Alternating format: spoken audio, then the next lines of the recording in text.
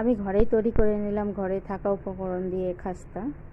তো খাস্তাটা বানানোর জন্য আমার নিয়েছি ময়দা, তেল আর সামান্য পরিমাণ লবণ দিয়ে ভালো করে ময়াম দিয়ে মেখে আমি সুন্দর করে রুটি গোল গোল করে রুটি করে লেয়ার বাই লেয়ার করে কেটে আমি হালকা হাতে চাপ দিয়ে বেলে নিয়েছি। তো দেখো লেয়ারগুলো খুব সুন্দর বোঝা যাচ্ছে। তো এখন এগুলোকে সুন্দর লাল লাল করে ভেজে নেব। তো হিটটা একদমই কম আছে, মিডিয়ামের থেকেও একটু কম। তো সেই হালকা হিটে সুন্দর করে ভাজতে হবে। তো দেখো আমি অনেকটা টাইম ধরে ভেজে নিয়েছি।